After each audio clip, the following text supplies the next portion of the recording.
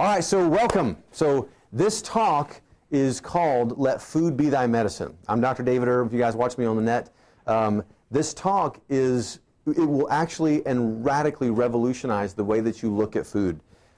There's research out there right now that has never existed before on the face of the planet Earth about how food interacts with our bodies. I was looking at this today. You guys want to look this up. There's a study in molecular nutrition and food research. Okay, it's a journal. It's called Interspecies Communication Between Plant and Mouse Gut Host Cells Through Edible Plant-Derived Exosome-like Nanoparticles. So what that actually means is that your food talks to your cells. Now, we all have known for a long time that good food is good for you and bad food is bad for you. And we thought about the sugar, we thought about the inflammation, but there's a deeper meaning, and I'm going to go through that tonight. Who would like to learn a lot about that tonight? Good. Starting out, okay? First of all, the thing about this slides that I really like is that they're gorgeous. Maximize Living's been doing a great job making these. Maximize Living is changed their name officially. We're not Maximize Living anymore. We're Max Living. And we've changed the symbol, the red and white M, to this weird-looking thing on the top left. I'm not a fan of all the symbols. Also, the 5 essentials, instead of seeing a spine and then like a carrot and a tomato and those things, you're going to see some weird Xbox symbols like that. Also, don't like that at all either. I'm going to drag my feet as long as I can on changing that. But you're going to see some changes in product labeling and things that come out. They're doing it a little bit greener, like the big protein things. That's not necessarily good for the environment. I've never liked that. And they're going to start coming the same amount, but they're going to come in bags that go flat. And it's easier to travel with as well. And they have heavy-duty Ziplocs on them, so they won't just come open in your baggage. So we really like that, especially because when we go to Africa and stuff, you just have those the big protein, the thing about the protein, yeah. So there's going to be some changes with that. But let me start with this. We always start talks with this. We don't treat things. And starting out a talk on nutrition that is let food be thy medicine, let me start with this. I'm not trying to practice medicine. I'm not trying to treat something with medicine. What I want to do is give your body what it needs to heal and function to the best. And functioning at best means that it does heal, because it's made to heal. And so giving your body what it needs and removing what it doesn't is actually how you get back to health. Does it make sense? Everybody wants a quick fix. This is not it either, but this is the fix. And so you're going to get a lot tonight on the fix. But let's do a nutritional self-check. Everybody here, to some level, goes, no, I mean, I eat okay, or I eat pretty good, all right? Let me check your bank account statement, so your checkbook, and your credit card statement, and let me see what you purchase as far as anything related to food. Then let me ask you how long you plan your meals a week, how long you take to plan your meals. Then let me look at how much money you spend on organic meats and vegetables and fruits and things like this versus regular. And now tell me that food's important. Now tell me to eat well. And I can tell you, really I can pretty much find out like this, looking at someone's bank account or their credit card statement. Got it? It's a self-check, and I want you to think about it. And I have people tell me all the time, well, I can't afford to eat well. Listen, you're going to pay for your health one way or the other. You're going to pay at a crisis at the end, which is going to cost you more than you have, or you can pay a little bit along the way. Got it? Which do you think it's a better investment? Guaranteed better investment, okay? And there are definitely ways to do it that we make it cheaper and more affordable by showing you guys how to do it the right way. Got it? Okay, so easy stuff in classes to go with it. We're going to cover a lot of myths tonight. Everybody say myth. Myth. We're going to cover a lot of myths tonight, and we're going to conquer those things. This is one of them. You guys know I hate the genetic theory of disease. I literally have patients every day come in and go, everybody in my family has allergies, so I have allergies. Like they just assume allergies are genetic.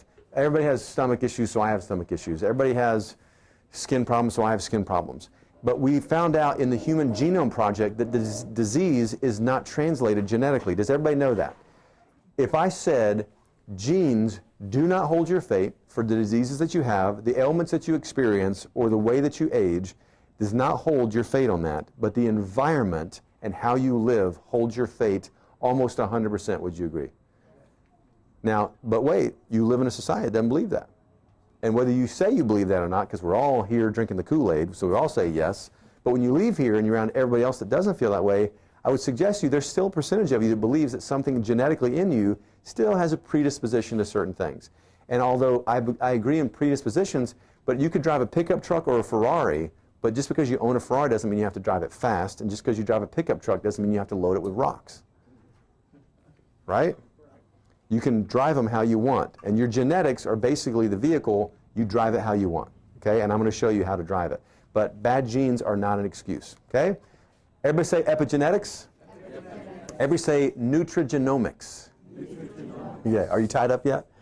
Say it real fast. No, I'm just kidding. So epi means above. Genetics is obviously what we're talking about. So above genetics. Bruce Lipton talked about it. There's lots of books on epigenetics. But it talks about what is above the actual gene expression.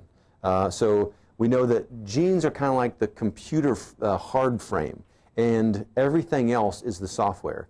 Just because you have a computer doesn't mean you have to put war games on it, right? You can put Microsoft Word on there. You guys get that? It's how you program that computer to be.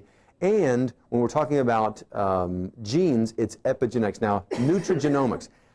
Listen, I had 96 slides earlier today for a less than 1 hour talk. And I cut out all but 32. Did you get that? But I could talk for 4 hours on this and the next slide. So I'm going to try not to do that. But no one here has heard the word nutrigenomics probably before now. I hadn't before I started studying this. You probably have, yeah. You guys have been in depth. Nutrigenomics is basically the study of how food affects genes. Basically what it is. It's the newest field of study. It's really, really new. It's like the new kid on the block, and it's hot, and everybody wants it. And it's amazing what we're learning. For instance, we know now that good food is good and bad food is bad because not just what it does to the body in general, but in specifics. Let me give you an example, okay? So I did a study, and this study showed that people that ate low glycemic rye, like rye bread rye, they actually caused a change to their genetic sequence and their expression of genes that actually protected them from developing type 2 diabetes, okay?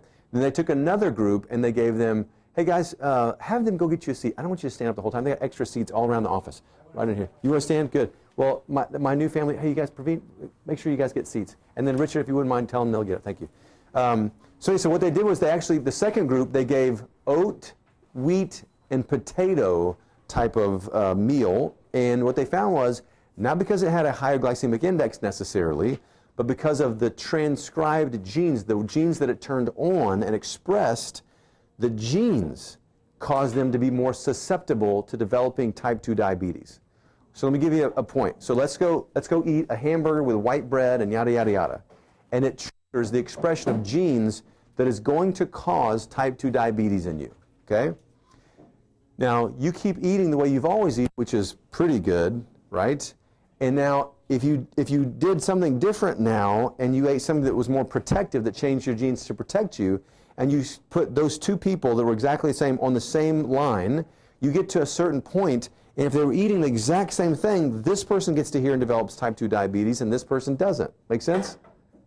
What does that mean? It means that the changing of your gene expression is from your food, and what you do matters. Now, you have amazing bodies that are absolutely capable of healing. It doesn't mean if you eat one piece of Wonder Bread that's GMO and horrible for toast that from now on, some point in time, that's going to cause you to have diabetes. What it means is, as you push into a life that has a lot more of those things, that has a propensity to cause diabetes or whatever we're talking about tonight, it means that that can cause it. So nutrigenomics is the study of basically food in its relationship to your epigenetic expression of your genes. Got it? Good. Now, moving on. I just love this picture. But what you're seeing is literally, it's not the DNA helix, it's what the expression of that DNA helix looks like based on the food that you eat. And here's a really good example. Okay, so here's the broccoli bioactive ingredient. Okay, so it's in broccoli. What that does is it flips a switch, and just so you know, it's not like flipping a switch on and off. It's almost like a rheostat. It turns it up, so there's more expression of it or less expression of it. But let's just, for the simplicity of it, say it flips on a switch. So it turns on a gene in that DNA strand, okay? Turns on the gene for those three things, all positive, antioxidants and detoxification pathways and all the rest. Got it? So that's one of the reasons that broccoli is so good for you, because it causes translation and expression of good genes. Everybody with me, okay? But what's the issue? If good foods are good for you, bad foods could also be what? Bad. The problem with it is none of us know how bad food actually is. And why is that? Because all the research being done, no one wants to actually prove the point to everybody that has all the money, the food companies. They don't want anybody to know how bad stuff really is, yes or no, right?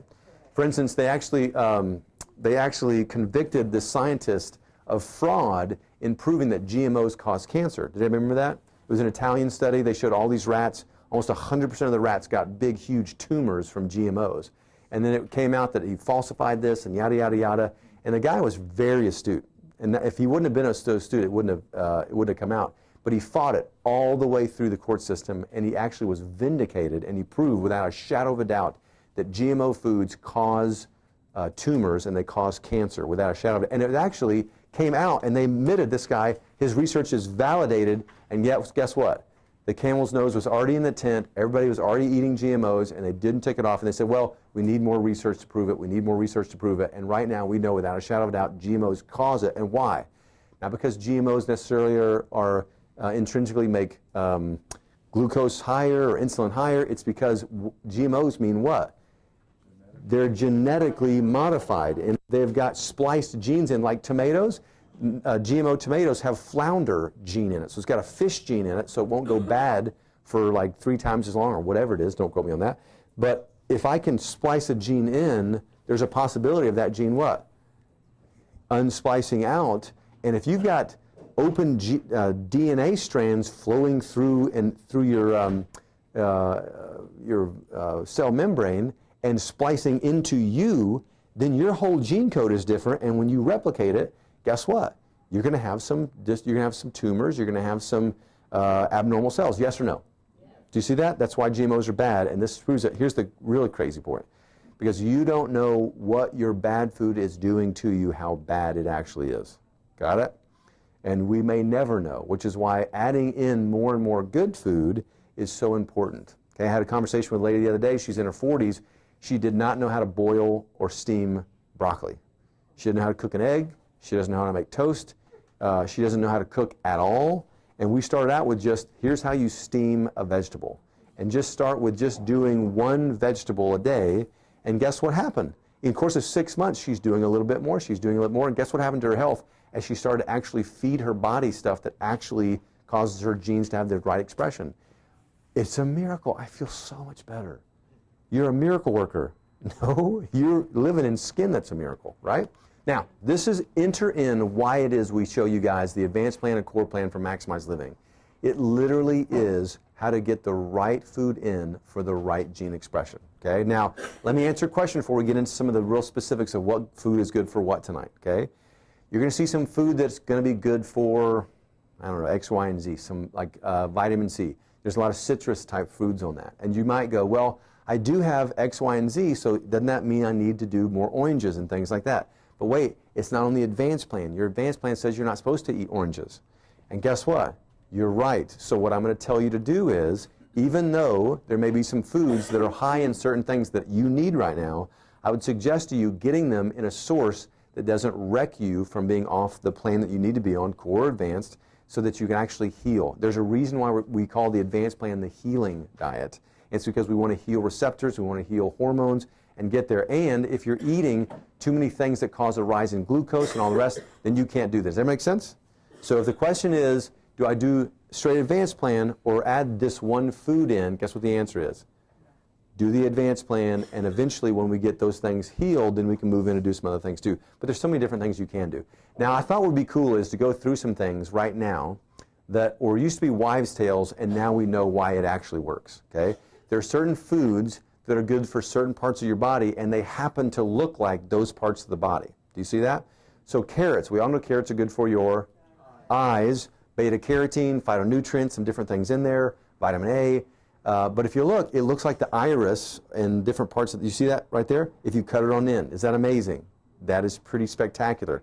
And not just that the nutrient is good, guess what it changes, it expresses? The DNA changes in expression.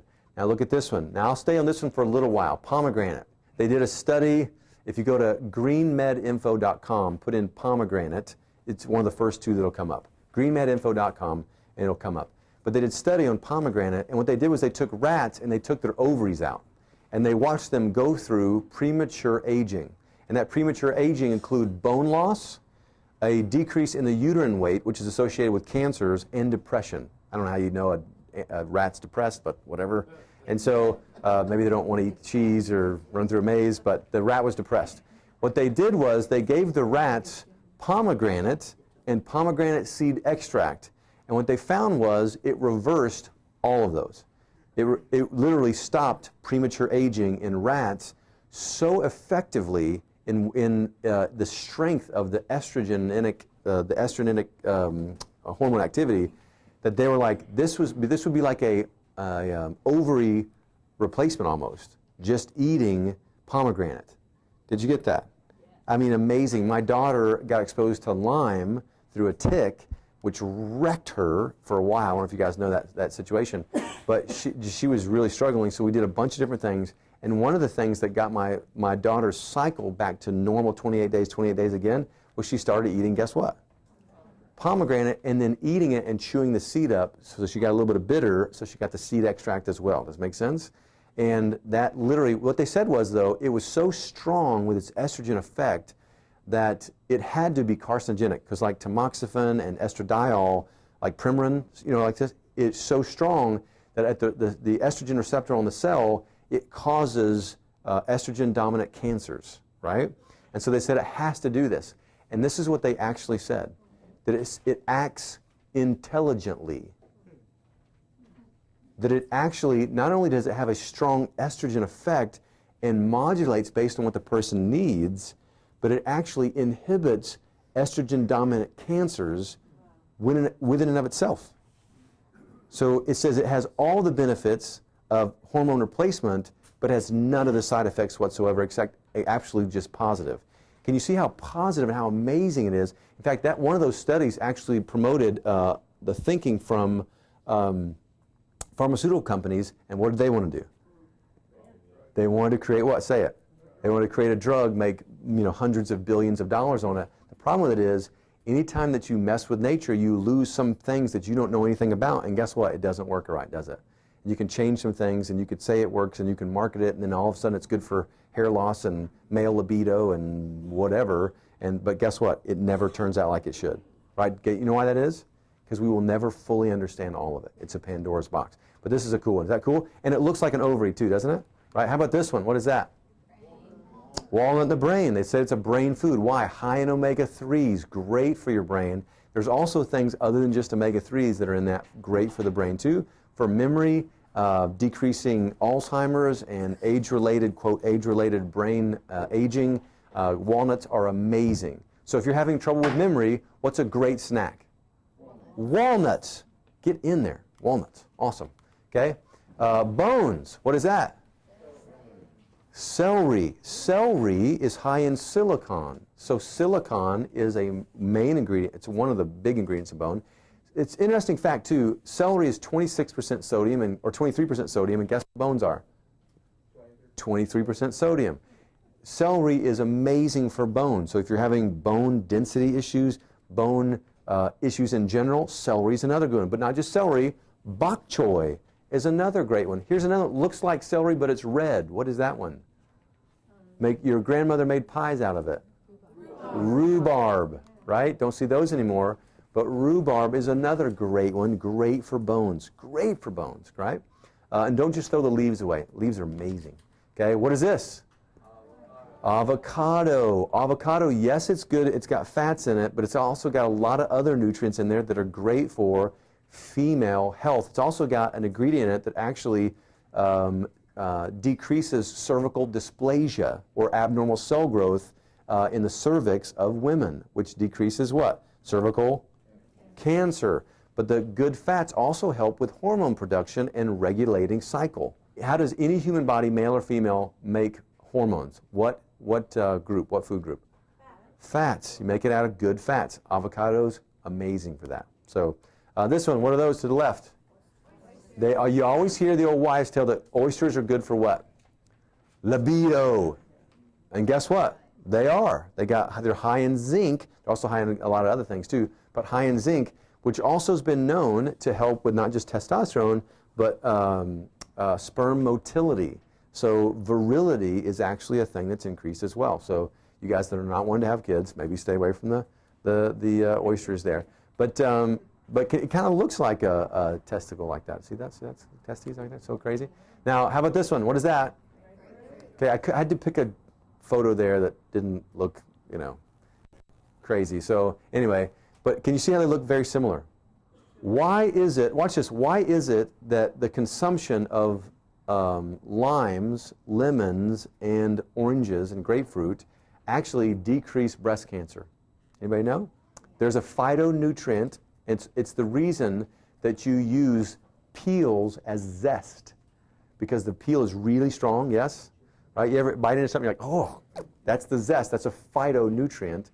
That's called, the phytonutrient specifically that decreases breast cancer risk is limonene. Okay? Limonene. Okay? It's in there. Look it up. Then another one. Okay, what is that? Tomato and the heart. The tomato has homocysteine, a bunch of other things that are really, really good for the heart. Again, if you have heart issues, I wouldn't just eat tomatoes and think that's going to go away. You want to make sure that you're treating all variables. But this is why eating tomatoes is good for your heart, and it's a good heart health meal. But here's the thing. If you do have heart issues, guess what you should definitely eat? Tomatoes, for sure. And it's interesting, it looks like a heart, too. Oh, here's the other thing. If you eat an avocado with that, or watch this, or smother the tomato with olive oil, it increases your absorption rates of homocysteine by 10-fold. So if you'll eat the tomato with fat of some kind, olive oil or avocado, it'll increase your homocysteine absorption rates by 10-fold, 10 times. So make sure you eat your tomatoes with that. Guacamole, exactly. Now, what is this? Vino, red wine. Now, here's the thing. I have people go, yeah, red wine's good for you, and then it comes out of a box for like $4.99. It probably doesn't have any benefits that you want unless you have a heart that just needs to not feel something right now. And so, but it's got polyphenols, a real powerful antioxidants. One of those is resveratrol. It helps clean the blood. It also helps with blood pressure. It thins the blood slightly, so it also decreases your likelihood of blood clots. If you can get a really good wine, I think if you actually drink a little bit of wine on a plane and you've got issues with that, I think you're less likely to have blood clots, which is where a lot of people get those on the plane. Wine, very, very good for you. Even Paul talks about it in the Bible. I think you can get out of control with it. I think as Americans, we take everything to excess, which is why we have addictive natures a lot of times. But the antioxidant qualities of wine are undeniable. In fact, actually, if you look at all the countries where everybody lives to 100 or they have highest populations, guess what? They almost drink at least 1 to 3 glasses a day, right? So what is your favorite brand? I like Rockwall. It's the stuff that we had at the grand opening in Southlake. It's not certified organic, but it might as well be. I really, really like that. But there's several. Dry wines are good too, especially if they're organic dry wines. If you can find a good organic dry wine, you're going to find something that's really, really good. Got it? So, they both have. So white has different benefits, right, than red, and red has benefits that white doesn't. And so they both have different benefits for them. So I think you can get a higher glycemic index in wine, white wine, a lot faster, and they become very sugary. And so that's why, health-wise, people lean more towards red than white. Okay? What is that thing to the left? Ginger. If you've ever had a nauseated stomach, someone's probably given you a ginger ale or a ginger tea or something like this. The USDA, listen to me, the USDA handbook literally states that ginger has ingredients in it that are anti-nausea, anti-vomiting. The USDA. So in the United States government now admits with a stamp that this is good for nausea and vomiting. You got to pay attention. And it isn't interesting, it somewhat looks like a little bit of a stomach too. But putting ginger in things, you can take fresh ginger, cut it to where it's open, it's fresh, and soak it or boil it, and you can make your own tea out of that. But fresh ginger, we can take slivers of it, put it in a shake, blend it up with there, and have fresh ginger. It's really strong. And that strong ginger taste, that overpowering ginger taste, is the phytonutrient that is actually good. It's anti-nausea. Got it? And it oxidizes pretty fast because it's so powerful. So you don't want to make it and just leave it around for a week. You want to consume it as fast as you can, fresh. What is that? Sweet potatoes. Sweet potatoes have beta carotene. It's one of the reasons it's orange, kind of like the carrot. It's good for every tissue, but it's also really good for the pancreas. What's not good for the pancreas is eating so many sweet potatoes that your glycemic index goes through the roof, and now it's squeezing your pancreas like a raisin now. It's all used up because you've had such a high glycemic index. And so it's good for that, but if you're dealing with insulin issues right now, then guess what? Stay away from it, do some other things. Got it? But it really is good for the pancreas. Now, this is my favorite slide of all those that look alike. What is that? Grapes. Well, what's on the left? Half of you guys won't know what it is. Let me tell you what it is. It's the alveoli of the lungs. So it's the very end part of where you breathe in, and it's where the oxygen passes in, translates it to CO2, and then you expel it out. But the alveoli of the lung, and I can't pronounce this right, photoanthocyanidin. I probably got it wrong. But it's an ingredient which actually lessens, if you eat fresh grapes often, decreases your likelihood for lung cancer and emphysema, because it is healthy for, guess what, the alveoli, and decreases your propensity for having asthma-related or asthma that's related to allergies. Got it? So if you know anybody that's got asthma from their allergies, grapes are really good for that. Do you see that? So they should eat more grapes than anybody else. Yes? The darker the better, but like I say, it's every color has their benefits. The phytonutrients in the darker ones, I think, are better for this and have a higher rate. But here's the thing. It's hard to get non-GMO grapes these days. And you really want to make sure you get non-GMO grapes. They don't, quote, taste like you want them to. They don't taste like a watermelon by themselves, and then no seed in it. Non-GMO grapes are going to have what in them? Seeds. And guess what you probably should do? Crunch the seed. The seed extract in there has way more than all the rest of it, okay? And so you want to make sure you crunch that seed and eat it too. Got it? Yeah. With that hexagonal design on the lung, yeah. Is there maybe something related to honey? To honey? Not that I know of, but there may be. Not that, but again, yeah, it looks like a honeycomb. Yeah, it does. Again, I had to look into it. I didn't think about it, but I love the picture. Now, you knew that was coming, right? Kidney beans, right? Now, there's lots of different reasons. Now, if you actually have really bad kidney issues, you want to not get too crazy with the kidney beans, but certainly you want to eat them. Got it? So this will help you have great kidneys and a lot of different reasons in legumes in general. Okay? But let me start with this. I'm going to go through vitamin C first, okay? So not just something that looks like that organ, okay? Vitamin C, let's read these benefits together, okay? Prevent cell damage from free radicals, boost iron absorption. So if you're anemic, guess what you really want to make sure you're eating? Vitamin C, or those, watch this, which is better, eat the food or get the supplement? Eat the food every time. Now the problem with it is, foods are depleted of the vitamins that we want. Like it's like one orange based on, don't quote me, 25 years ago or 30 years ago has 20 times less vitamin C or something like that. Like literally, it's so much. It's like it's not the same fruit. And so there is a reason for supplements, which is why I want you to make sure you guys get yours today, okay? But vitamin C also enhances immune function. We all talk about that. So if you've got a cold or you're fighting something off during the cold and flu season, the whole family stays on magnesium, vitamin C, vitamin D, and vitamin A. Promotes healing, healthy gums and wound healing. If you have really inflamed gums, you go to the dentist and they say that you've got really inflamed gums, guess what you have absolutely need to make sure that you're getting? Vitamin C, and it resolves bruising and recurrent infections.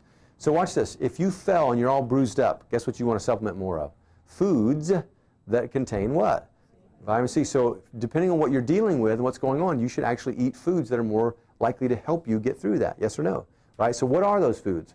Okay, citrus fruits, tomatoes, green leafy vegetables, parsley, cabbage, asparagus, avocados, cantaloupe, currants, mangoes, kiwi, papaya, peppers, pineapple, and strawberries. Did you get that? Now, some of those are on the advanced plan. Some are not. Yes or no? So can you eat vitamin C source foods and still be on the advanced plan? Yes. 100% you can. Absolutely. Now, vitamin A. Raise your hand if you know anybody that's had an upper respiratory tract infection or sinus infection in the last 6 months to a year. Right? Everybody knows somebody. Right? Vitamin A is one of the best things to heighten your resistance to immune issues, right? But also heightens your natural killer cells and T cells. It maintains the tissue of the skin, gastrointestinal tract, and get this, the respiratory tract, right? One of the home remedies we do is micellized vitamin A. Remember, if you've ever had a cough, I said take micellized vitamin A. Remember that? It's because it's good for respiratory tract. So what are some great things where we get vitamin A? Carrots, apricots, sweet potatoes, yellow squash, pumpkin, watercress, Swiss chard, greens, eggs, fish liver oil, milk, and cheese. Got it? Now, do I want you to just go drink pasteurized vitamin A homogenized milk? No. Stay away from it. But like from the farm milk that has not been pasteurized or homogenized is really high in vitamin A, okay? Especially if it's a grass-fed cow, especially. If you get organic cheeses, it's also higher in vitamin A, okay, and different types of vitamin A. Sweet potatoes, apricots, high glycemic index, but pumpkin, squash, those things are not, right? So if you're having recurrent infections, if you're having issues with your teeth, if you're having respiratory tract issues, those things, lean into what? Vitamin A and those kind of foods. Now next, lastly on this type of discussion, I'm going to go through three of them together: folic acid, B6, and B12, okay? Vital for central nervous system function. Why would we talk about that chiropractically? Hello? If you're subluxated, if you've got a head forward posture, a crick in your neck, and it's choking off the nerves, guess what? Do things that are good for your central nervous system function, right? Necessary for immune system, needed for metabolic or metabolism of amino acids and synthesis of proteins. What situations would you have where you need some help with metabolizing amino acids and proteins? And a hush falls over the crowd. What situations would you have where you would have issues and need some help with metabolizing amino acids and proteins? Pinched nerve, yes. You're not getting oxygen.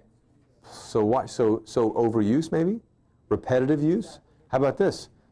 Just injury in general. If you injure yourself, what do you issue, or what do you injure? Do you also injure muscle? So muscle injury would be one. Overuse would be another, right? Any kind of condition that's catabolizing muscle would be another one. Yes or no, right? If anybody has actually been on a cholesterol drug, it's very damaging to heart muscle. So another one would be anything that combines folic acid, B6, and B12, right? Used in managing elevated homocysteine, an independent risk factor for heart disease. So now where do we get these sources? Now this is just for vitamin B vitamins, but it also includes folic acid to some degree. So meat, fish, chicken, seafood, dark leaf, green vegetables, legumes, whole grains, nuts, and seeds. Now when I say whole grains, do I mean Wonder Bread? No, I don't. Okay, and we're going to go through some myths that include bread here in just a minute. Does that make sense? Everybody want to take a picture if you get that? What I would like this to do is stimulate your interest in just Googling what foods are rich in, and then insert that vitamin there, right? And then what is this vitamin good for, right? Because if it says that it's good for this, is it just good for it because that's good for your gut, or it's good for your blood sugar, or do you think it might modulate gene expression at the DNA level? See where I'm going? Nutrigenomics. Am I ready? Can we go? Here we go. So let's go through this. I want to break through some mental barriers, okay? Here's some of the mental barriers you guys will have.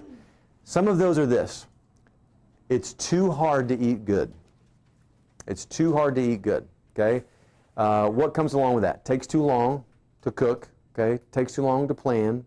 How about this one? Raise your hand if you've tried to eat right before and it didn't work out. Come on, raise your hand if you... I was a pastor, okay? Listen, everybody. Lightning coming down. So that was one thing. So failure in the past, okay? Here's another one. I don't want to get deprived. Diet means what to most people? You can't have. It's deprivation, okay? But I guarantee you, everything you want. When I dropped Zach off at college yesterday, which, by the way, I'm not going to start crying. You know, going to ride skateboards with your 18-year-old, or rock climbing, or snow skiing, or water skiing, or anything I want to do, when I have a lot of friends who can't do a whole lot. What do you think that tastes like? There is no deprivation in my life, trust me, and I do good. In fact, let me ask you, do Do you think I'm perfect with my diet? Let's be real. No. Listen, so I'm going to say this on camera. I had a hamburger with the bun, and I had a handful of fries this weekend. Lord, you're kidding me. Now, do I do that? Do I do that? Do I ever do that? We ate at this place called the Dixie Chicken, which was a 100-year-old place right off the campus of A&M. And I just thought, you know what, I'll jump in there. But guess what? All the way home the next day, I was like, oh, I'm so stiff. I feel stiff. I can't, and my joints hurt, right? And so we eat so clean that when we did get off track, we're like, why did I do that, right? But here's the thing. So I don't eat perfect either, right? It's not about being perfect. It's about making just better decisions. And when you actually include more and more better decisions, it just gets great. Here's the thing. The last thing I want you to be is so legalistic on yourself that you'll metaphorically black your own eyes because you weren't perfect. Guess who your worst critic is? Everybody raise your hand. Give yourself a break. It's okay, right? If you give yourself a break, you actually do better. You'll live better on accident because Jesus loved you than somebody taking you to church and saying, you have to do this. Make sense? I don't want to get preachy. But break through mental barriers. Easy stuff. You just have to make this a positive thing. Got it?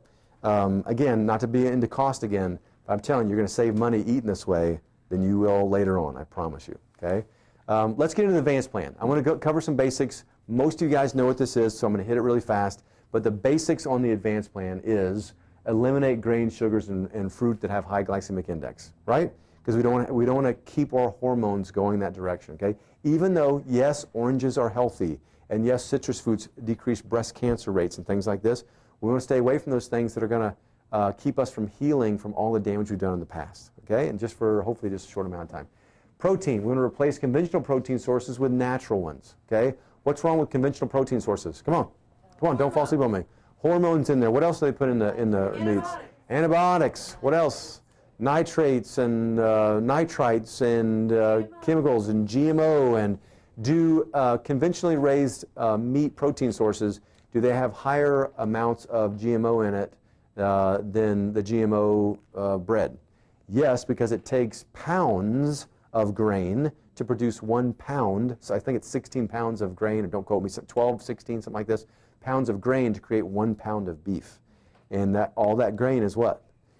GMO grain, either corn or usually corn, right? GMO corn for feed. And so you're getting that, okay? So we want to change the proteins over. Here's the biggest mistake you'll make right now in advanced plan. People think that it's like Atkins or something, right? And they end up getting too much protein. In fact, if you're on a sugar fix, your body will actually make you eat more protein because it will become sugar. It's called gluconeogenesis, and you'll turn a shake or a steak into a shake internally. Got it? So you'll actually have a rise in blood sugar. So you want to keep it down to about a deck of cards. Everybody remember that? From college, deck of cards. Anything more than about a deck of cards will turn to sugar. And you won't lose weight. You won't lose weight, and you won't have hormones change either, and your joints won't feel better. Okay? So don't overdo the proteins. Last but not least, fats. Remove the bad fats. What are some bad fats? Come on. Vegetable oil, huge on that. Now they're making actually organic vegetable oil now. Don't worry, it's still not good, okay?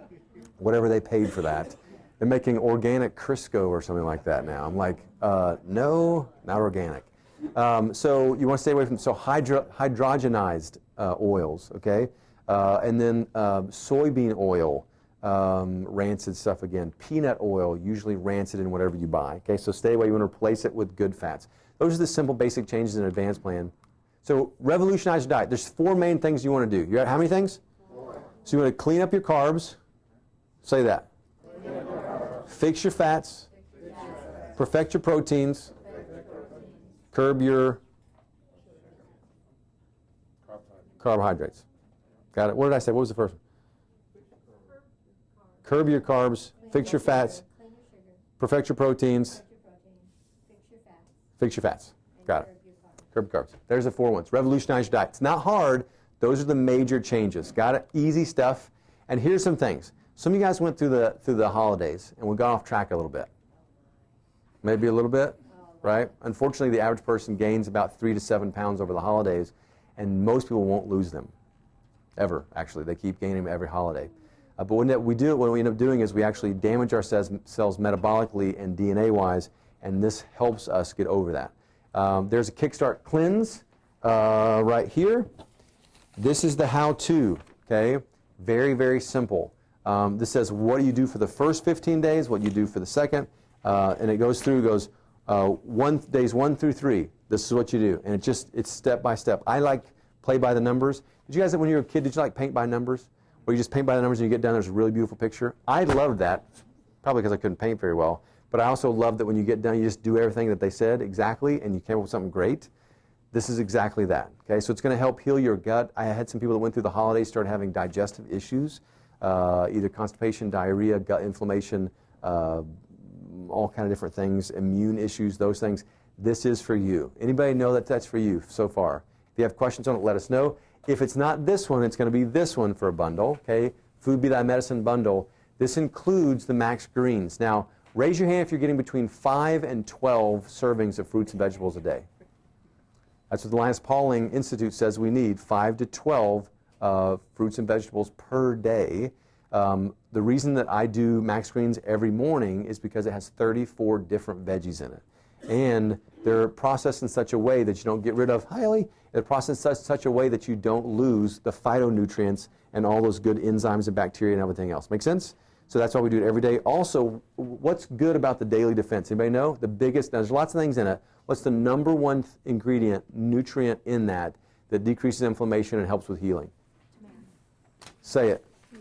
Turmeric or turmeric, depending on where you're from in the United States, which comes from curcumin, right? Curcumin, okay? It's one of the highest, most powerful antioxidants. It's going to really help you through some of the oxidative stress that you took over the holidays, which is another why this is a big part of it. And then the perfect protein, it's either or, one of the two. The reason I want you to make sure you're getting that is because the amino acids are very easily digestible, and they're going to help with the gut lining and decreasing the inflammation. It's going to help with the allergies and all this stuff that you develop over the time. Okay? Now, let's finish up with a couple things, some myths, okay? Counting calories. Who's heard of counting calories? Raise your hand if you've ever counted calories. How big of a headache is that, right? So let me I'm going to sink that boat forever. Ready? We're going to put a torpedo on the side of that boat. Here we go. Almonds versus a Twinkie, okay? 22 almonds equals 153 calories, and two Twinkies equals 150 calories. It's better to eat Twinkie. It's less calories. So now I knew I'd have one person. Leave it to the clowns over here. So basically, if you think about it, it's not the amount of calories coming in. It is the type of calories and the source that you get it from. It's the same amount of calories, but which do you think metabolically changes you to gain more weight and put more weight on? I mean, every day of the week. So counting calories, that's a myth. Don't do that. Fat makes you fat. Who's heard that one, right? And who saw earlier this year, or end of last year, where the American Heart Association came out and said saturated fats are bad through coconut oil. Coconut oil is bad. It's going to hurt you. They literally had this rant on social media everywhere. And then what they do in November, did you see it? They came back, rescinded what they said, and they said, well, it may actually be beneficial for you, yada, yada, yada. Right? So they had too many people that proved with studies like, you're full of crap. So fat doesn't make you fat. It's the inability to burn fat that makes you fat. So it's metabolic again. And why is that? I go back to this again.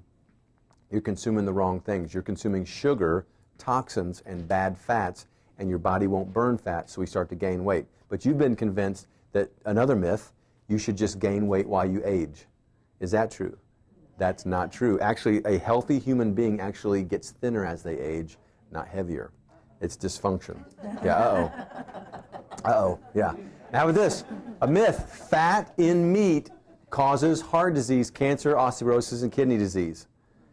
Myth. What do you hear, though? If you eat a lot of red meat. If you eat a lot of red meat. No, it's not if you eat a lot of red meat. It's if you eat the wrong meat, okay? Here's the thing. Bioaccumulation is a real thing. So if you eat a lot of conventionally raised meat on a lot of different grains, listen, you may not be able to tell the difference on the meat on the styrofoam. You may not be able to tell a difference in the cows standing out in the field, which one has only had corn, which one's had grass. But when it comes to metabolically eating it and having things happen within your body, there is a 100% difference in you eating the grass-fed organic meats and conventionally raised. What it does to your hormone, what it does to how you gain weight, all of that. Make sense? Okay? So that's a myth. Now, it's also why I put this in here. I also wanted to show you this. This is the actual packaging for the new Perfect Protein. Okay? It's in these bags. It's got the same amount in it. You know, those things are pretty big, those canisters, but they're filling up landfills, and Max Living does not want to be a cause. We're selling, you know, tens of thousands of units a month now, and can you imagine? That all has to go somewhere, and there's less people recycling than they should. So we started doing something a little bit more green. And I think it's a good thing, so I'm supporting that. I have this conversation about once a month with someone that says, oh, I have found a really good whey protein powder. What do you think about it? Literally every single month someone brings me one. And every single time, guess what? It's got sucralose, it's got sugar, it's got some kind of ingredient that's bad. There is nothing on the market as quality as this. And it's the most easily digestible whey protein that there is. So this is good for everybody, so make sure you get that. Now, I hear this all the time, and so do you from people that aren't Maximize Living patients. You need to eat what? Servings of grains every day. You need it. You need it. Einkorn wheat. Ever heard that? Einkorn wheat. It's what all wheat used to be. It used to all be einkorn wheat. Okay? It almost is non-existent now. You can still get it, but it almost doesn't exist anymore. Einkorn wheat is 4 feet tall. It's hardy. It's heavy. It's 28% protein. It takes a long time to grow, and if you leave it by itself, it'll just keep on going because it's basically a grass. Okay. Now, high yield, semi-dwarf, modified genetically wheat, which is what everybody here has gotten already, just so you know, that is now what wheat is. And it's 70% carbohydrate. It's not high protein. If you leave it by itself, it dies. It cannot maintain itself anymore. It is just a horrifically bad food source. And it was actually created that way so that we actually made more profit per stem of wheat. Did you get that? Okay. You know the amber waves of grain. Do you think there was the 2-foot dwarf, high yield, semi yada yada? Or do you think it was the einkorn, you know, regular wheat? It was amber waves of grain. So guess what? Do you need it? No. And here's the truth. You can get all of your necessary carbohydrates from vegetables and the fruit sources that you're getting. Got it? You don't need grain. Right. Now, here's another one, okay? Cholesterol causes heart disease. Is everybody with me? Everybody knows different now, right? Cholesterol does not cause heart disease, and the only people that actually would even think that are people that are still antiquated in the American Heart Association who are absolutely out of their mind. They're literally, in 25 years, they may catch up and go, you know what, I don't think cholesterol does. And what do we find? People with lower cholesterols have more heart disease and more heart issues than people with higher cholesterol. In fact, 50 to 60% of breast milk is fat, and it is loaded with cholesterol. Breast milk. So now, is breast milk unhealthy? Sure, you don't want to give the kids with cholesterol that have heart disease early. No, God did. Yeah, it's natural. God did not make cholesterol in breast milk because it's bad. He's trying to give every child heart disease. Got it? Yes. So there's lecithin in the white of the egg that helps dissolve the cholesterol so that you adequately digest it and utilize it for what you need. Make sense? So you always want to eat the yellow with the white. Got it? So he didn't make a mistake. God was like, oh man, we put that yellow in there. Right? No, you need both. Okay, here's another myth. The FDA and USDA effectively protect the general public from dangerous products. Yeah, I love, it's my favorite actually. So they have officially approved over 3,000 food additives at this point. Okay? And the average human being that's a U.S. citizen will consume 150 pounds plus of just food additives per year. Most people don't weigh 150 pounds in this room. 150 pounds. Do you get that? I mean, I'm 207 pounds. So almost me minus 50 pounds, you're eating this in a year of food additives. And you think about it, all the stuff that goes on, right? The open door from pharmacy companies to FDA and back and forth. Like the majority of people that sit on the FDA to approve all this stuff just came from a job where? At a pharmaceutical company, and vice versa. And they're all shaking hands and they're like, oh yeah, here's my pocket right here, right? Yeah, they're not protecting you. So the best food you can get approved or not approved is something that has a sticker on it and not an ingredients list. Got it? Let food be thy medicine, okay? Myth, eating healthy is boring, tasteless, and too hard to do. It's really not. Here's the thing. I had pizza, I've had ice cream, I've had muffins, I've had cake, I've had brownies, I've had almond bars with chocolate chips, I've had, you name it. I have not missed out. Did you see that? For everybody watching, that's what you've done, but it's not. Martin, you and I talked today, right? He goes, man, I love nachos and cheese. He goes, I love it. He said, you don't tell everybody that. But it was a great conversation because guess what? He can still have nachos and nacho chips and cheese. He can have siete tacos, or not tacos, well, tacos too, but chips, and he can have cheese, good cheese on that, and he can get nuts with it. You guys get that? And so it's just, you want to have a ladder. You don't want to feel like you're not eating what you want. It's all tasteless. It's all nasty. We had cheesecake the other day for someone's birthday, and it was all advanced plan. And it was amazing. It was coconut cream cheesecake. Whoa. Yeah, not boring, not tasteless, not too hard to do. And it actually is quick to fix. Actually, my birthday cake, you guys probably saw it on Facebook, was the almond bars with chocolate chips sprinkled all over it. It took literally less than 7 minutes to make the whole thing. Just put it and then put it in the fridge. Done. Actually, I timed myself. Yeah, it's good stuff. So here are the two plans, core plan and advanced plan. Okay, I showed you this before. Again, one is so that we're maintaining health, and one is so that we're restoring health. If you have any health issues, guess which one you should be on? You should be on advanced. We call it the healing plan, okay? And again, it's not hard. You just have to have the resources. If you guys haven't been to Herb Family Foods yet, get on there. There's hundreds of recipes. There's recipes for almond bars and cakes and all these other things. Get on there. Lots of good stuff, fun stuff to eat, okay? And recipes are all there. Core plan, basically maintenance. My kids are always on core plan, okay? We go back and forth.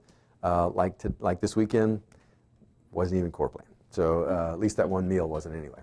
It's simple, and here's the three basic changes again. Sugar and carbohydrates, we're eliminating grains and things that turn to sugar, replacing the proteins from conventional to natural raised, hopefully organic meats, and then fats, replacing the bad ones with the good ones. Got it? Pretty simple stuff. Foods to avoid, anything that is hydrogenized, that's got processed, that's sugar substitutes, trans fats, turns rancid, or highly processed in any way. Got it? Why are processed things so bad? Anybody, any ideas? Process. What does processing mean? It removes the vitamins. It removes vitamins, it removes minerals, it removes nutrients, phytonutrients, all these different coenzymes. Here's the other thing. Your body should have to work to break something down. If it doesn't have to work, then it means that literally, usually, it has a very fast rise in your blood sugar, and it cakes up things. Like, have you eaten a saltine cracker lately? Hopefully not, but if you did, what'd you find? It was all up in your grill. Because it was so processed, it turns to glue, right? It literally turns to glue, and guess what that also does into your microvilli of your gut? It turns to glue in your gut, and then you can't actually absorb, and your kids can't absorb, and then your kids have all these allergies and all these different ailments and all the rest, and then one day you wake up and you go, how did I get this diagnosis? And this is how. It's process, but you can't get away from it if you eat like everybody else, yes or no? But you can. You got to make a decision, okay? Label do's and don'ts. Don't buy, and we do this every time we go to the grocery store, but anything that's got artificial sugars in it, okay? Artificial sweeteners, okay? What are some good artificial sweeteners? Stevia, xylitol. Everybody says Truvia, not necessarily, okay? But stevia and xylitol. Xylitol, there'll be about 25 to 30% of you guys that every time you do it, you get a little rumbly in your gut, and sometimes you have a little diarrhea. I am sensitive to xylitol. I can't eat that much of it. There's a birthday cake, chocolate cake, that is awesome, but I can't eat it because it's got so much xylitol that I'll just have diarrhea. And some of you guys have issues, sensitivities like that. Stevia, not so much. And some of you, I say stevia, and you're like, I tried stevia. It's not good. But stevia, the Stevita brand stevia, does not have the funky aftertaste, so make sure you get that. Got it? And it's a Fort Worth Stevita brand stevia. Stevita brand stevia. It's 200% sweeter than sugar. And so that one little thing, who's got that one canister of Stevita? You got that? It'll last you like 6 months to a year, won't it? It lasts forever, so make sure you get that. Honey, you can do honey if you're on the core plan, but honey basically is metabolized just like sugar. And so it'll raise your glucose up, and it'll cause hormones, it'll cause inflammation, those things. But there's a lot of benefits to honey. I just watched an entire documentary called Rotten, which is a great documentary. It's all on the honey industry. You should watch it, some crazy stuff, a lot of health benefits. But actually, there's a lot of deceit going on in honey right now. And they're actually putting syrups and rice syrups, and you can't tell the difference. The majority of honeys out there right now are not honey. The majority is syrup. Right, so maple syrup, same thing. It's got almost the same thing as sugar. There's some health benefits that sugar doesn't have because it's natural, but it still raises the glucose up really high. I would say most people can get away with it once you're off the advanced plan, but it's just little bits and pieces. Maple syrup, a lot of people like to use it for like buckwheat pancakes and things like this, even stuff that's on the advanced plan because we make paleo pancakes. But what we do is we actually make our syrup from stevia and strawberries, and that's it. And then we make our own syrup, and then we use that. Okay? And look, works great. Yeah? What about, I think there's something, is it aspartame? Aspartame is a bad one as well. Sucralose, phenylalanine.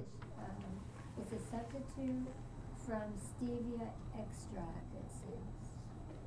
There's some out there right now that claim that they're natural, and they're not. There's one, what is it? Is it sucralose? It says it's made from sugar, and it tastes like sugar. But guess what? I mean, does it, I mean, Dr. Kim says that that's the word replacing aspartame. aspartame. They're actually changing a lot because everybody knows aspartame's bad, so they're actually changing the name of all these artificial sweeteners and to catch people off guard. And so just any artificial sweeteners, you don't want those. Shopping, plan your meals. And here's the thing, you really should plan a lot longer. I won't say longer than cooking, but sometimes you will, but a lot longer than you think on planning your meals. Wouldn't you agree? If it's that important, shouldn't you plan it? If you don't plan, guess what ends up happening? Come on. You end up cutting up short, and guess what happens if you're short with food? Guess how you eat? And you're like, oh, I did it again. I'm so stupid. I'm stupid again. Right? Guess what? Just get to the point where you're planned out and then stick to the plan. Got it? Have leftovers. Have stuff. Also, plan on having a situation where you're not going to have stuff there where you can just break into it and you'll have it. Right? We keep stuff frozen all the time for that reason. We also keep stuff in the pantries, canned stuff. I can just grab it and go, right? That kind of deal. Also, do you guys keep a dozen hard-boiled eggs in your refrigerator? Like they boiled it, so half a dozen, especially if there's not there. So there's a lot of us. There's one less of us now. But we keep hard-boiled eggs in the fridge because guess what you can do with hard-boiled eggs? Go, right? It just take them and go. I mean, they're great, great, great food on the go. Read labels, spend more time. Use the pesticide guide. Just go online, get the fruit and vegetable pesticide guide. I dare you to take a non-organic apple, take a knife, I was going to do that tonight, and just take the sharp knife and just scratch the top of the apple. Just keep scratching the same spot. Scratch it, scratch it, scratch it, scratch it. Guess what will come off? Wax, but not just wax. Guess what's inside that wax? Pesticide that is now residue in that wax. Now, some of you guys don't realize how much wax is on an apple. So I dare you get a really sharp knife, scratch it. It is inclusive. It's not all in pesticide, but there's pesticide that's in it. And they do the wax because it puts an airtight seal around it so it lasts longer. And if you actually look at how much wax is on, yes, they dunk them through wax so they're covered. And if you ever see how much wax is on a non-organic apple, you will never do it again. Or you'll peel it or something like this. And there's so much nutrients in the peeling of an apple. So you want to make sure you get it. Watch this. Scrub it and then get the sharp knife and scrape it. Yeah. Do that. See, that's what I did. I took a scrub brush and the veggie wash, right, the soapy veggie wash, and because I knew what I was going to do. And then I dried it all off and I took a sharp knife. I just stood and scraped it for a minute or so, and it literally caked up the entire blade of the whole knife. I was like, oh my Lord, I'm eating all of that. There's no way. No, again, you can scrape that. I can't. If I scrape it, it's not going to last as long. But what you'll see is the organic versus the non-organic. This one will get all soft and smushy, and it already is. Yeah, get over there.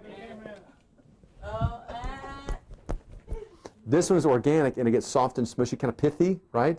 This one, someone put their finger and punched it into it, so now this one will go bad faster. But if they wouldn't have done this, this part here is still crunchy. It's still hard. This one, it's, I can put my finger in it like that. You see that? So even though this side looks like this one doesn't. Organics, they go bad. This one, they don't go bad as fast. And if I take my knife and scratch that right there, you're going to see a bunch of stuff come off. Make sense? So. Because of the pasteurization process begins rancid, it actually makes the fat in milk rancid already. So, yeah. General healthy nutrition tips. Here you go. Establish your big why. Start thinking of food as a fuel. Here's the thing. You eat most of the time because you want to eat. That's just the way we do it in America. When I go see my orphans out in the middle of Zimbabwe, and I haven't seen them in years now, I'm looking to plan a trip back, these guys don't have a lot of food. And when they eat, they're thinking what? How do I fuel this thing so I can go another day? You're thinking, what do I want today? What do I feel like, right? Or watch this, I'm really sad. I just want to watch a movie and eat a bunch. And what do I feel like? Sugar, salt, sugar, salt, sugar, salt, right? Don't look at food as comfort or pleasure, although we should have celebrations where food is that way. But look at food as fuel. You know, when a friend of mine, Charlie Majors, had cancer, he was like, dude, it changed how I looked at food from now on. He goes, and he beat cancer that less than 1% of anybody has ever beat. And it's an amazing story. So don't live like you have cancer, because thoughts are things, but live like food is fuel. Got it? There's lots of great tips up there, okay? Keeping a food journal is a really good way, too. You think you're, like I had this conversation, no, I eat pretty good. Write it down for a week. You're like, ooh, but I don't write that down. Right?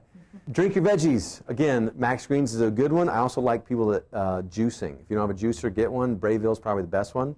It's what we have. We love it. Brayville. They sell them at natural grocers. They sell them in a lot of places.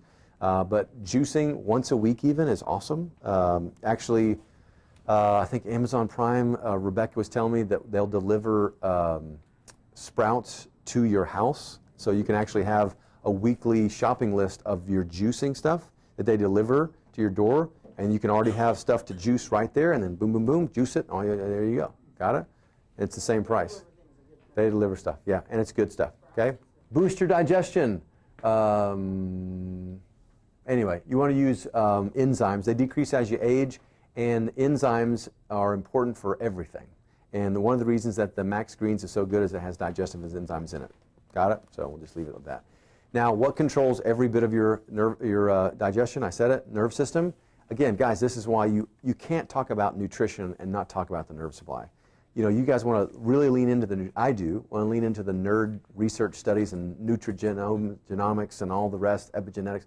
But guess what? All of that's null and void. Like everybody wants to get really dialed in, and then you don't do your traction, or you don't do your cervical extension or your flexion exercises, and your C2 keeps tipping forward, stretching out your spinal cord, decreasing the stomach acid in your stomach, and you go, I'm spending all this money, I'm not getting results. I don't know what the problem is. I'm like, did you do your nervous system work? I mean, are you doing all the essentials here? Make sense? And so just keep dialed in on that. And here's the thing, who should know about the nerve supply? Who should know? Seriously, who in your life should know about how important it is? You first, and then who else? Every single person should know about the nerve supply. You tell people about chiropractic, and guess what they say?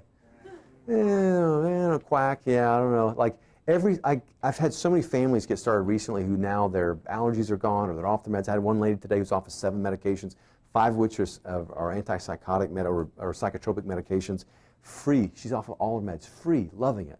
Families, babies, children, like stuff you can't imagine. And every single person wants that, but you put it in a box as a gift with chiropractic on the side, and you give it to them. It's everything they always wanted, but it says chiropractic on the side of it. Guess what they say? Right. But watch this. Don't take no for an answer. Just keep offering it. Keep offering it. If you were at a party with me and you were at my house and we were all like had a tray of hors d'oeuvres and we were serving guests at my house, and you had a tray of hors d'oeuvres that are really, really good, that are advanced plan, and you offer them to somebody and they didn't want it, would you take it personally? Or would you do what? Yeah, I'd eat it myself. One for me, one for you. One for me. Now watch this. What you wouldn't do is you wouldn't take it and then throw it down. I hate this. This is crap. No, you just go what? Next. And then you might come back. Are you sure you don't want this? Because this is really good. This is really good. Right? So again, raise your hand if you've sent somebody to the office who's had their life radically changed in a great way. If you've sent somebody here. Right? So a lot of you guys that are like been around for years, I beg your pardon because your daughter is doing amazing, by the way. Come on.